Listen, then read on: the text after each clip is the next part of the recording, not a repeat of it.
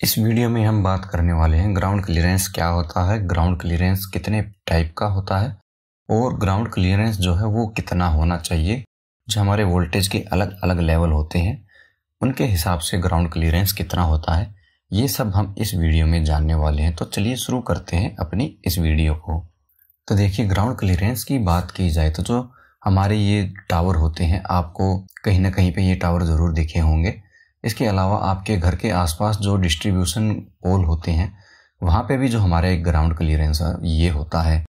तो जैसे कि हमारा ये एक पोल से दूसरे पोल के बीच में जो हमारी केबल जा रही होती है, इसके और जो हमारा नीचे ग्राउंड यानी धरती होती है, इसके बीच का जो ये डिस्टेंस होता है इसको हम ग्राउंड क्लियरेंस कहते हैं। और जो हमारी ये एक टावर से दूसरे टावर के बीच की जो दूरी होती है इसको हम स्पैन बोलते हैं। ये बिल्कुल सीधा होता है। और ये जो हमारा स्पैन और जो हमारी केबल होती है बीच में से जहाँ वो सबसे ज़्यादा नीचे की तरफ लटक रही है, यानी जहाँ पे उसका जो ग्राउंड क्लियरेंस है जो सबसे कम होता है,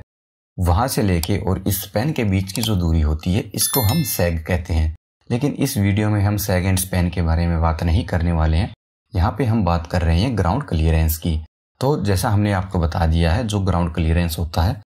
वो हमारी केबल और जो ग्राउंड यानी धरती होती है इसके बीच का जो डिस्टेंस होता है इसको हम ग्राउंड क्लियरेंस कहते हैं। अब ये ग्राउंड क्लियरेंस कितना होता है ये हम देख लेते हैं। जो हमारा ये ग्राउंड क्लियरेंस होता है वो वोल्टेज लेवल के अनुसार अलग अलग होता है। यानी हमारी वोल्टेज लेवल अलग है तो हमारा जो ग्राउंड क्लियरेंस है वो भी अलग होगा। तो यहाँ पे ग्राउंड क्लियरेंस की बात की जाए तो जो हमारा इंडियन इलेक्ट्रिसिटी रूल है उसका जो क्लॉज 77 है वहाँ पे ये मेंशन किया गया है जो हमारा ग्राउंड क्लियरेंस है वो। तो सबसे पहले हम 33 kV की बात करें तो जो हमारा 33 kV की जो लाइन होती है वहाँ पे जो हमारा ग्राउंड क्लियरेंस होता है वो 5100 mm यानी 16.73 फीट, यानी लगभग आप इसको 17 फीट के आसपास मान सकते हैं। तो ये जो हमारा क्लियरेंस होता है वो मिनिमम क्लियरेंस होता है, यानी इतना क्लियरेंस तो होना ही होना चाहिए।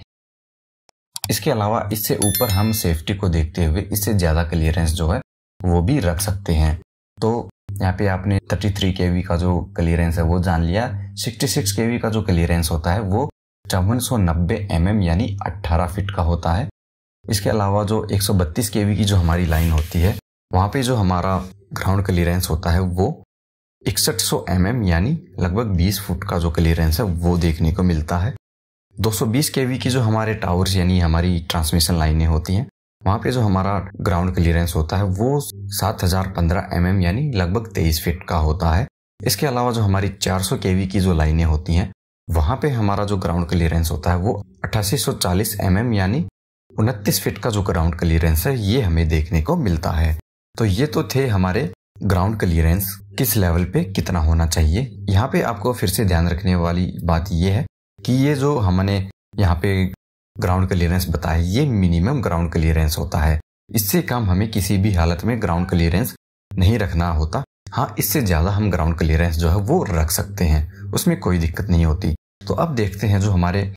ग्राउंड क्लियरेंस होते हैं वो कितने प्रकार के होते हैं। लेकिन आगे बढ़ने से पहले दोस्तों, अगर आपने हमारे चैनल को सब्सक्राइब नहीं किया है तो आप हमारे चैनल को सब्सक्राइब कर सकते हैं, क्योंकि आप यहाँ पे सामने स्क्रीन पे देख रहे हैं जितने भी दोस्त हमारी जो वीडियो देखते हैं उनमें से ज़्यादातर ने हमें सब्सक्राइब नहीं किया हुआ। अगर आप हमें सब्सक्राइब करते हैं और हमारी वीडियो देखते हैं तो हमें भी ऐसी नॉलेज वाली वीडियो आप तक पहुंचाने में बहुत ही मोटिवेशन मिलेगा। तो ऐसी ही जानकारी वाली वीडियो देखने के लिए आप हमें सब्सक्राइब कर सकते हैं। तो अब देखते हैं जो हमारा ग्राउंड क्लियरेंस है वो कितने प्रकार का होता है। जो हमारा यहाँ पे ग्राउंड क्लियरेंस होता है वो वर्टिकल और हॉरिजॉन्टल, ये दो तरह का क्लियरेंस होता है। वर्टिकल आप देख सकते हैं जो हमारे घर या जो बिल्डिंग बनी होती हैं वहां से लेके उनका जो बिल्कुल टॉप वाला हिस्सा है उससे लेके जो हमारे ऊपर केबल गई होती है इसके बीच का जो डिस्टेंस होता है वो वर्टिकल डिस्टेंस होता है। इसके अलावा जो हमारे यहाँ पे ये टावर होते हैं यहाँ से लेके और जो हमारी बिल्डिंग होती है यानी घर है,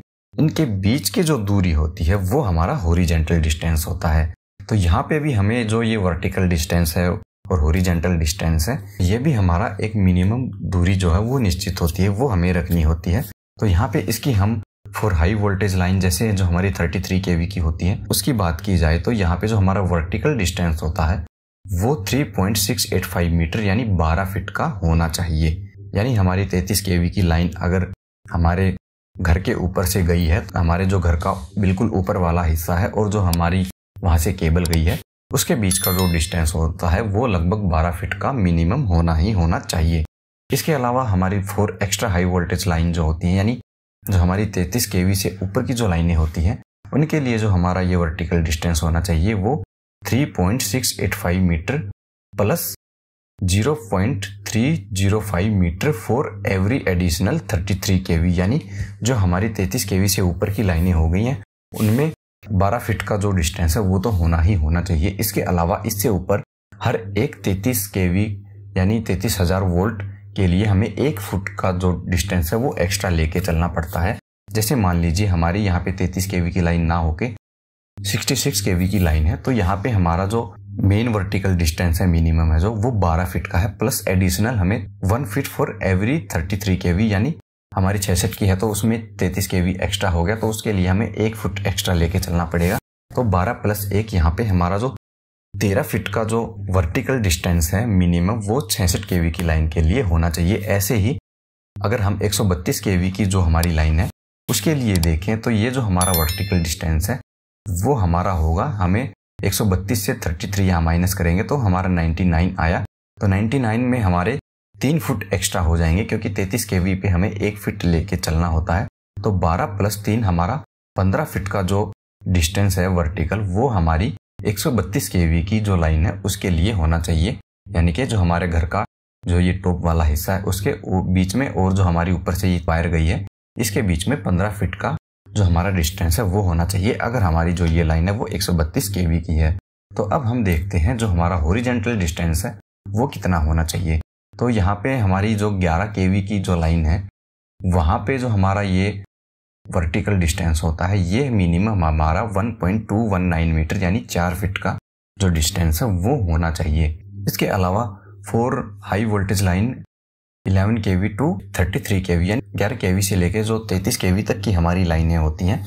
उनका जो हमारा हॉरिजॉन्टल डिस्टेंस होता है, यानी हमारे जो टावर होते हैं उनके और हमारी बिल्डिंग के बीच का जो ये हॉरिजॉन्टल डिस्टेंस है वो मिनिमम यहाँ पे आप देख रहे हैं वो 1.829 मीटर यानी 6 फीट का जो डिस्टेंस है वो यहाँ पे होना चाहिए। इसके अलावा for high voltage above 33 KV यानी 33 केवी से ऊपर की जो हमारी ये ट्रांसमिशन लाइन यानी ये जो हमारे ट्रांसमिशन टावर होते हैं या पोल होते हैं इनके और जो हमारी बिल्डिंग होती है इनके बीच की जो डिस्टेंस होती है वो मिनिमम हमारी 1.829 मीटर यानी 6 feet plus additional 1 feet for every additional 33 KV, यानी जैसा वर्टिकल केस में था हर एक 33 केवी बढ़ने के बाद हमारा 1 फीट इंक्रीज हो जाता है, वैसे ही यहाँ पे भी हमारा जो ये हॉरिजॉन्टल डिस्टेंस है वो भी हर एक 33 केवी बढ़ने पे 1 फीट का इंक्रीज हो जाएगा। जैसे हमारा मिनिमम 6 फीट का है तो मान लीजिए हमारी 66 केवी की जो लाइन है वो अगर यहाँ पे उसके पोल है तो उसके बीच में और हमारा जो घर है यानी बिल्डिंग है उसके बीच में जो हॉरिजॉन्टल डिस्टेंस है वो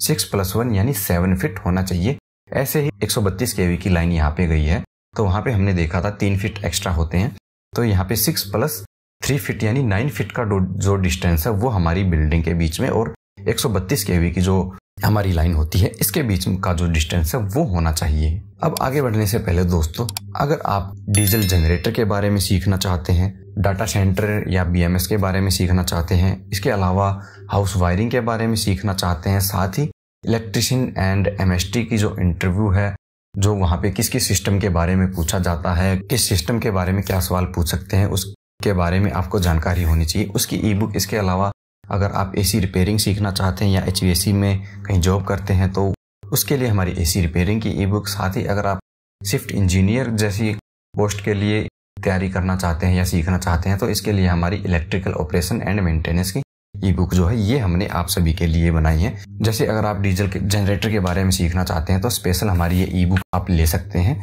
ये लगभग हमारी 200 पेज की ई बुक है। इसमें हमने डीजल जनरेटर के बारे में बहुत कुछ डिटेल में आपको सिखाया है। साथ ही जैसे डीजल जनरेटर क्या होता है, इसके कौन से प्रकार होते हैं, इसमें क्या क्या पार्ट्स होते हैं, इसमें कौन कौन से सिस्टम होते हैं, डीजल जनरेटर में कौन सा सिस्टम किस तरीके से काम कर सकता है, यहाँ पे ट्रबल शूटिंग कैसे की जाती है, क्या क्या फॉल्ट जो है हमारे डीजल जनरेटर में आ सकते हैं, ये बहुत से टॉपिक हमने इसमें कवर किए हैं। ठीक ऐसे ही हाउस वायरिंग में हमारे सर्किट किस तरीके से हम डिजाइन करते हैं, कैसे कौन सा सर्किट कहाँ से कैसे जाना चाहिए, कौन से वायर यहाँ पे हमारे लगते हैं, तो ये सब हमने यहाँ पे सिखाया है। इसके अलावा अगर आप इलेक्ट्रिशियन, एमएसटी और सुपरवाइजर, यहाँ तक कि शिफ्ट इंजीनियर का जो है वो इंटरव्यू देना चाहते हैं, तो इसके लिए भी आप हमारे ये जो वीडियो कोर्स है यहाँ पे हमने इन सभी के इंटरव्यू में जो जो सवाल पूछे जाते हैं टेक्निकल से रिलेटेड, यानी जो हमारा सिस्टम है जैसे ट्रांसफार्मर, डीजी, चिलर आदि, उसमें कौन कौन से सवाल पूछे जाते हैं वो हमने यहाँ पे दिए हैं। अगर आप इन सब चीज़ों के बारे में सीखना चाहते हैं तो आप हमारी ये ई बुक्स या फिर आप हमारे ये जो ऑनलाइन कोर्स है रिकॉर्डेड वीडियो का, इसको खरीद सकते हैं। अभी हमारे इन सभी ई बुक्स और कोर्स पे आपको स्पेशल ऑफर के तहत छूट मिल जाएगी, जिसमें आपको बहुत ही कम कीमत में ये चीज़ें यानी हमारा कोर्स या फिर जो हमारी PDF नोटबुक है उनको खरीद सकते हैं, यानी वो आपको सस्ती कीमत में यहाँ पे मिल जाएंगी। तो अगर आप इनको खरीदना चाहते हैं तो नीचे डिस्क्रिप्शन में दिए गए लिंक से इनको खरीद सकते हैं। अगर आपको हमारी ये वीडियो पसंद आई है तो आप इसको अपने दोस्तों के साथ शेयर कर सकते हैं,